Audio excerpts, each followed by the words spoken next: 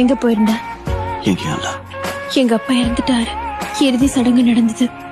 உன்னை தவிர எல்லாரும் அங்க வந்திருந்தாங்க. தயவு செஞ்சு என்ன மறந்துட்டேன். இங்க வராத.